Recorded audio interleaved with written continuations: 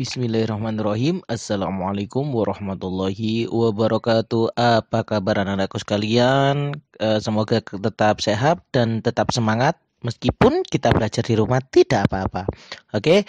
Seperti yang sudah Ustadz janjikan pada anak-anakku sekalian kelas 2, baik kelas 2 ataupun kelas 2B, karena kita materi fikihnya memasuki materi mengenai tentang rukun sholat, maka dari apa yang anak-anak ketahui dan anak-anak pahami mengenai rukun sholat, maka Ustadz akan sedikit mencontohkan dalam bentuk video yang sudah Ustadz buat mengenai gerakan-gerakan yang ada di dalam sholat.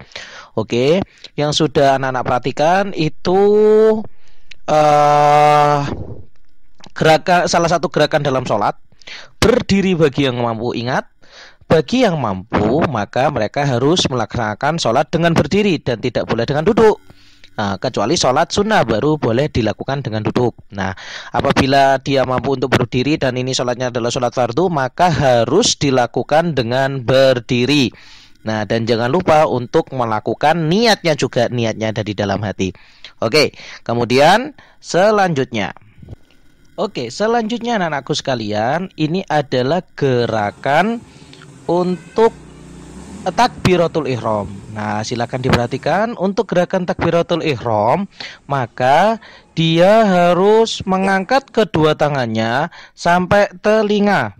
Nah, coba diperhatikan lagi, mengangkat kedua tangan sampai telinga. Nah, kemudian kedua tangannya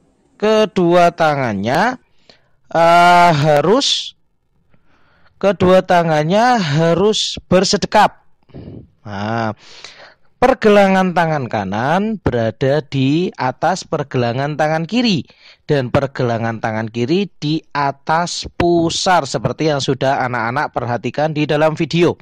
Nah, anak-anakku sekalian, kita boleh untuk meletakkan tangan ketika takbiratul ihram, boleh meletakkan tangan di antara telinga atau boleh meletakkan di depan dada. Oke. Itu untuk gerakan takbiratul ihram. Nah, setelah takbiratul ihram silahkan membaca doa iftitah, kemudian membaca surah Al-Fatihah. Setelah membaca surah Al-Fatihah baru membaca surat pendek. Kemudian selanjutnya adalah gerakan ruku. Nah, ketika ruku, punggungnya harus lurus, kemudian kedua telapak tangan berada di atas lutut. Nah, kemudian sikunya agak direnggangkan agar bisa meluruskan punggung, nak. Jadi punggungnya itu harus lurus. Nah, coba diperhatikan dalam video yang sudah Ustadz buat. Maka punggungnya harus lurus. Kemudian selanjutnya kedua telapak tangan harus berada di atas kedua lutut, ya, dan pandangan tetap harus berada di tempat sujud. Oke. Kemudian gerakan selanjutnya adalah gerakan i'tidal. Oke, sambil membaca sami Allahu liman hamidah. Nah, setelah itu tangannya diletakkan ke bawah. Nah, kemudian membaca doa i'tidal sami'allahu liman hamida rabbana lakal hamdu mil'us samawati wa mil'ul ardi wa mil'u ma syi'ta min syai'im ba'du. Setelah gerakan i'tidal maka gerakan sujud. Nah, coba diperhatikan baik-baik gerakan sujudnya. Gerakan sujud dimulai dari meletakkan kedua lutut terlebih dahulu, kemudian kedua telapak tangan, ya. Ingat, kedua kaki atau jari-jari kaki itu harus seperti berjinjit, nak.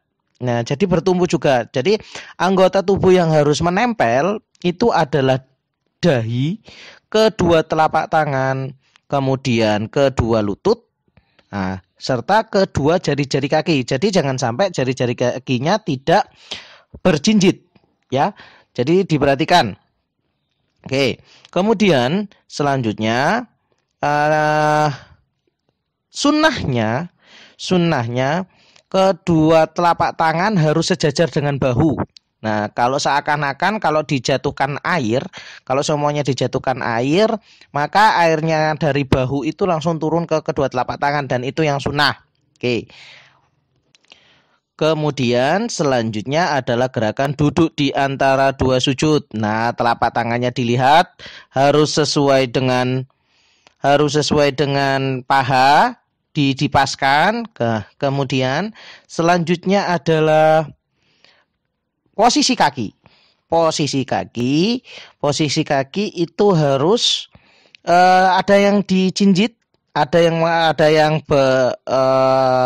posisi kakinya ada yang diduduki, yang kiri, yang kanan tetap jinjit. Oke, itu duduk tasyahud ataupun duduk di antara dua sujud juga sama seperti ini, dan juga duduk untuk tasyahud awal pun juga sama seperti ini.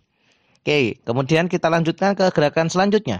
Kemudian gerakan selanjutnya adalah mengulang atau kita mengulang ke rokaat yang selanjutnya. Nah, rokaat selanjutnya gerakannya sama seperti yang sudah Ustadz contohkan.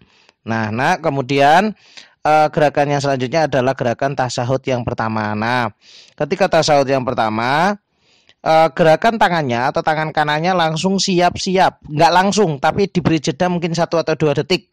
Ya, diberi jeda untuk langsung menggenggam, tangannya langsung menggenggam. Nah, untuk persiapan tahiyat, duduknya sama seperti duduk di antara dua sujud.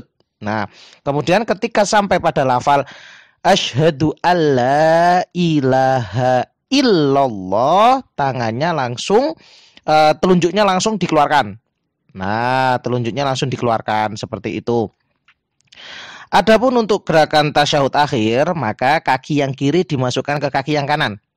Itu untuk tasyahud akhir.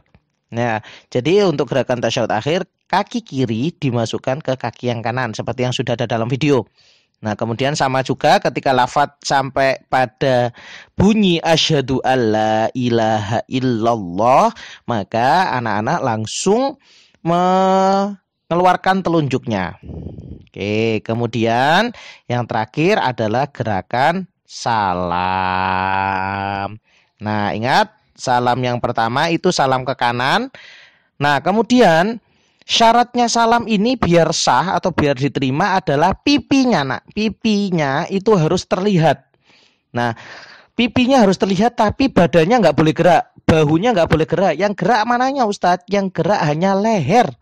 Harus diingat yang gerak hanya leher. Jadi pipinya harus kelihatan sama makmum atau orang yang ada di belakangnya. Nah, dengan syarat bahunya tidak boleh gerak, yang gerak hanya lehernya. Salam pertama menoleh ke kanan, salam kedua baru menoleh ke kiri. Oke, mungkin itu aja anak-anakku sekalian mengenai gerakan sholat. Apabila ada yang kebingungan, silahkan tanyakan kepada Ustadz. Ustadz akhiri.